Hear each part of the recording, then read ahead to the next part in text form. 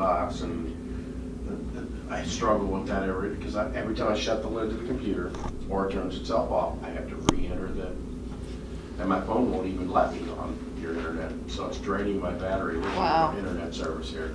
Yeah, I stopped Chris Clark about that, and he's like, yeah, you're not the only person having that problem. Because it'll open, but it won't let me accept the terms. So it just keeps scanning for it. All right, Monica, we're ready. Okay. Before. Okay, so I think probably what I did last year or two was just kind of talk to you a little bit about the different agencies that I've, been involved with and employed with and through my social work time. That's absolutely. I asked them to do a journal Okay. every week, and so what they'll journal about is what you do here.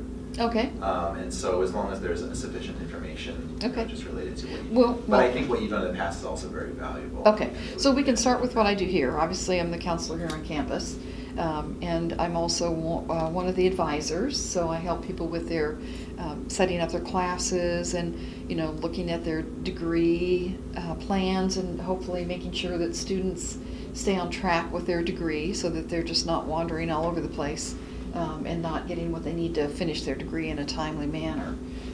So that's basically what I do here. We all are kind of involved in recruiting. So I also have the ambassador program, and they help the advisors out in the extension centers and here do recruitment. So we're out at parades and we're at basketball games, and we do a lot of stuff with recruiting.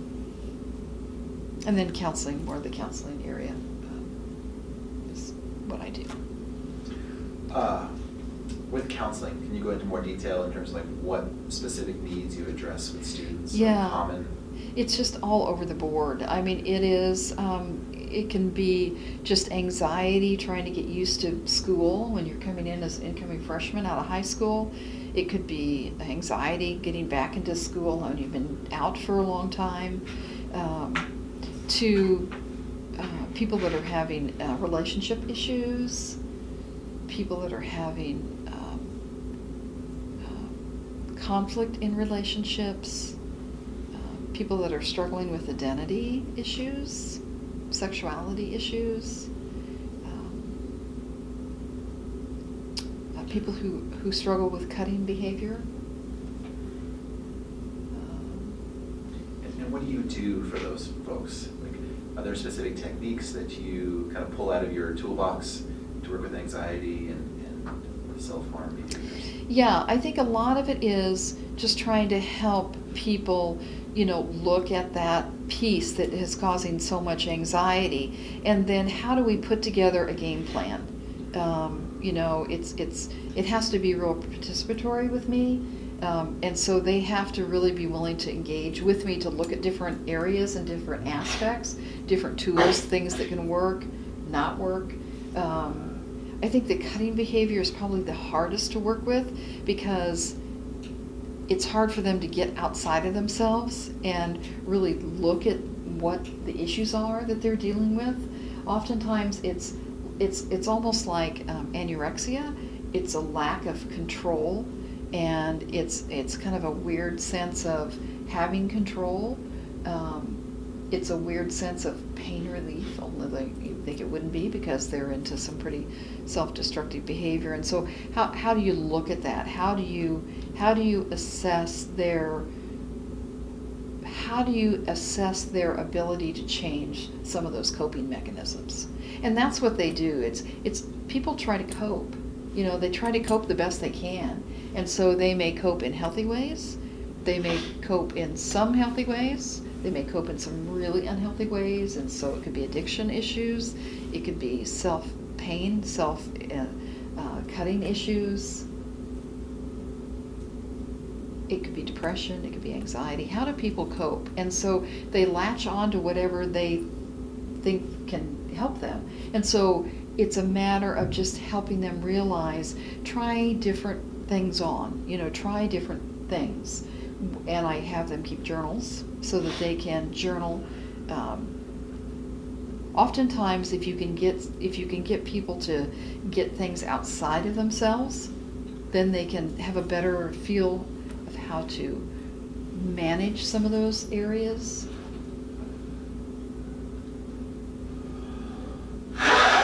And how do folks find you? Or how do you find the people who you would counsel? I don't find the people find me. And so my brochure is given out at orientation, for new student orientation. I think it's up on the flippy televisions. All the extension centers have the brochure. Faculty refer a lot.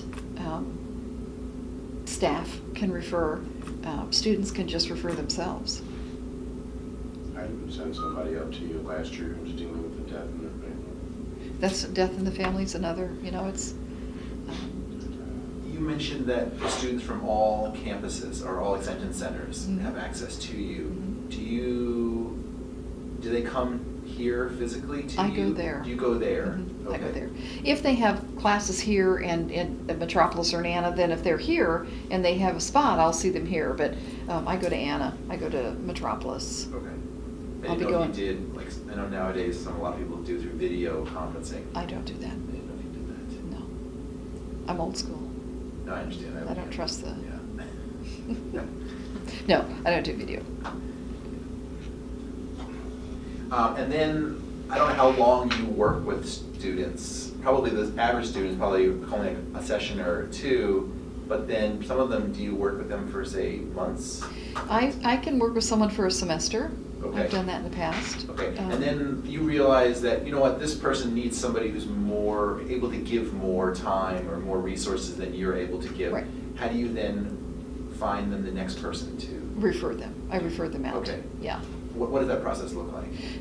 I just call and say, I'd like to make a referral, or I will have, if the person is at a point where they can do their own self-referral, then I give them the information. We have I think it's on the website now, we have a directory of social service agencies, Okay. and so people have access to that. Yep. Yep. And then do your notes that you take, I'm assuming you take notes, Mhm. do you send them at the request of the student, or? If they would allow that, yeah, they Right, have to okay. do a release. Right, okay. Yeah, I would do that. And then you send them to? Yeah. Okay. Yeah. And most of the time, is it like a local mental health center, like Union County Counseling or Family Counseling? Correct, that yeah. you're referring to? Massac Mental Health, yeah. Okay, great. Yeah. And some referrals have gone to like Bethany Village Okay. for housing and those kind of needs. Right. And then if the person says that they have other needs that are outside of your ability, like they're saying, I need help paying rent, or I need help with food, or my kids need this, do you make that referral as well? Right, and that's where I could hook them up with, any place that they would need. Yeah, Okay. yeah. And then do you do that by giving them the information, or do you typically like make that call? Either or. Either or? Either or, yeah. I can make the call or give them the information, or both. Make the call, give them the information, Sometimes set up the actual appointment, and then they need to follow through. Yeah. And about how And many- I've had, it hasn't been, it's been a while ago, but I've even had Delta Center come on campus to do a suicide assessment for me. Because those, that's the area where I really want someone who's particularly trained in that to come in and do that assessment. And so they've been very willing to come on campus and do that kind of assessment. And of course I have to get permission from the person I'm working with to do that. Okay. Do you? Yeah, well, I don't have to, but I do. Okay. I mean, I don't obviously you have. can't use, right? I don't have to. Let me Yeah. rephrase that. I don't have to. But you want, from my experience, you Yeah. want people to be on board as much as possible. And you want them to agree. You want them to say, yes, I can understand, Yeah. you want me to be safe. Right. And I understand that you'd like a second opinion or second eyes, and I've only had a couple. Neither one of them refused. And if they do, then you're absolutely right, I have the card. Yeah. Right, but absolutely, you want people to feel empowered, and so that they're like included, yeah. Yeah. Yeah. And some semesters I have, I could have 15, 20 referrals. Some semesters, maybe 4 or 5. Yeah. I have noticed that since our headcount has gone down, that the referrals have also kind of gone down, and I think that's a proportional kind of thing. Do you notice that it follows the seasons in it by any stretch? Is there more in the summer, or more, not summer, but more like in the spring, or more toward the end of the semester when it's kind of crunch time? I think fall is the heaviest time. Okay. In the beginning, because people are just trying to get legs, and if they're new to school. And then then it kind of calms down a little bit, and then around finals, when people are really struggling with, keeping the stress level down. Does anybody else have a question about our current position here at Shawnee? Way back off the beaten path, aren't you? Right there. I didn't even know where your office was. You didn't? No. Huh. I had seen you go back down that hall, but I never knew where your office was. Yeah. Well, and we've talked about maybe having it somewhere else on campus, but I do a lot of advisement too. I do a lot of Yeah. academic advisement, so it's kind of. I knew you did advisement because you helped me, but I didn't know you did counseling. I replaced the name with although that one time you came into one of my classes and you had the pamphlets that you were handing out. I try to hit the classes. I don't hit all classes in the fall, but I try to hit all the developmental classes, the English and the math classes, and usually the English 111 class. I try to hit those in the fall so that people know what the services are. Yeah. Well, the classes that most people are in anyway because they're required for everything. Yeah. Pretty Yeah. much, so. Well, it's good that they have someone here though. Yeah, absolutely. Because I remember when I first came back here, I've been out of college 4 years. I didn't know you existed yet, but I dealt with it myself, mostly talking to teachers. But it was difficult being an outcast kind of. Well, it's hard to get back in. It's hard to get legs. And one thing I can say, I've been here, almost 19 years. We have a great faculty. I mean, they are very, very aware and very much interested in helping their students, and I think they're really good. And they refer a lot. So if there are no further questions, do you want to tell us what brought you into social work? Or what you've previously done in other agencies? Yeah, I've had a lot of, and I think, as I said last time I was here in the last class, with a master's in social work, there's a lot of ways you can go. I mean, it's a very open field, and so I started out right out of undergrad school. I had an undergrad in psychology, and then before I went to grad school, I did a couple years in Iowa in foster care, and that was a interesting time because I did not only in-office counseling, but I also did home visits, and I also appeared in front of the judges in looking at home visits and do they need to be supervised, where are they supervised, how often can they have visits, and really giving updates to the court, because most of the time in the foster care system I worked in Iowa, they were all court-ordered removal, children removed from homes, and so that was kind of what that experience was like. And then I went to St. Louis University and got my master's, and we didn't have a thesis program with that degree at St. Louis University. It was a year clinic experience, and so I had a year of clinical experience in Belleville, and it was a community-based counseling center. And then once I graduated, I ended up going to Decatur and working with Catholic Charities. So I've had a broad array of social service agencies. And there we did a lot of school counseling. We were the outreach to the Catholic schools in the area, and counseling, marriage counseling, individual counseling. And we did the home visits for adoptive parents. And so we would go do the assessment and do the home visit workup. We didn't actually make the decision about what family or what couples got the children, but we were input on the assessment of the family home. So, what else have I done? That's a stressful time. So we had to register as a foster parents to adopt Nick, and I mean, mean, it seemed like once every 2 weeks, somebody was coming to visit our house, and it was always a different person. And I finally asked, well, who makes the decision whether we can adopt or not? And they just looked at us, well, it's not, every one of them said, it's not me. Yeah. And I never did figure out who it was. I just got a phone call one day saying, your son is in Memorial Hospital in Belleville, and go pick him up Go pick him tonight up. at 7 o'clock. And I'm like, it's like 4 o'clock in the afternoon, I don't have anything yet. So, Yeah, and I don't know what agency you went through, but Lutheran. Lutheran, Yes, sir. okay. Catholic services back then had a panel of people in Springfield that we funneled the information to, and they, I don't know whether it was consensus, probably, they had to make some kind of a consensus on, what child and what family, and but we weren't a part of that. you go through a lot of stuff to adopt, psychiatric stuff. Just, I mean, they delve into your life so deep, it's unreal. Yeah. Yeah. And I still was able to adopt, imagine And then I came to Southern Illinois and got into home care. So I worked in a home care agency for probably 13 years. Started out as the clinical social worker at the agency, and ended up, in the end, before I left, I ended up being the CEO for the company. It's a nonprofit.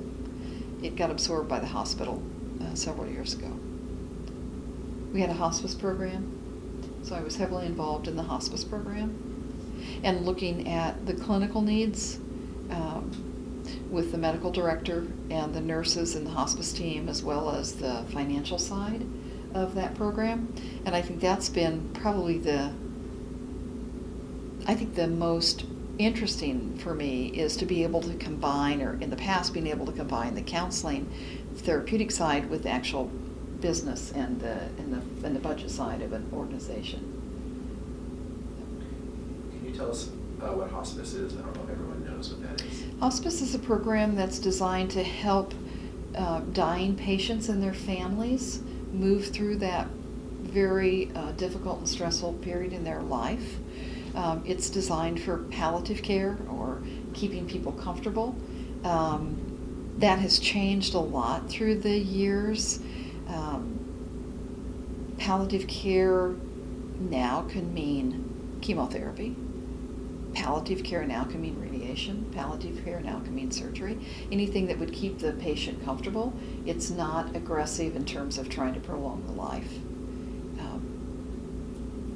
And so we would be in the home, and if you had morphine drip in the home, again, palliative care, how to keep the patient comfortable, then we would have RNs that would be in the homes to change out the medicine and, do an assessment. We would have social workers in the home to kind of help the family along with the whole progression of the dying process. One of my teachers is going through that right now. His mom just went home, hospices. Yeah. They're doing the morphine Yeah. thing. I talked with him about it last night. For some reason, I seem to be comfortable for people to talk to. And, he's having trouble dealing with it. I know he is. Yeah. So, but I remember, when I first quit using drugs, I was looking for something to keep myself busy, and my ex-wife worked at Fellowship House. So before this friend of mine named Joe got hospice, he had kidney and lung cancer, and they couldn't afford to have somebody come in and sit with him, so I would sit with him during the day and try to keep him comfortable and watch car shows with him and stuff. He was really happy, but about 8 months later, we got to the point where I couldn't take care of him anymore. Yeah. Then hospice came in, it was about 2 weeks later, he passed away. Yeah. That's hard, that's really hard. Yeah, and it's difficult for families and patients to get to the point where they realize that's what they need in terms of the services. So, just even helping families, make that, and the patient make that kind of assessment, make that kind of call for themselves and for their loved ones. You say make the call, you mean realize that I actually am dying, or my family member actually is dying, so we need to act appropriately? Correct. Okay. Correct. And that's something that the physician orders if you're looking at Medicaid or Medicare or third-party insurance. I mean, it's a physician call, and the physician, works with the family and the patient to, say this is, it's probably time to have some palliative care to keep you comfortable and help you work through, the dying process along with your family, significant others. Do they help to set you up with, in hospice? Like, in Joe's case, he didn't even have a will yet. And I remember somehow somebody had showed up to help him write a will and get it taken care of, because he knew he was dying too. Right. And I don't know if hospice took care of that or where that came from. They may have referred that out I was to thinking. legal aid or, legal aid service that would help them put that together.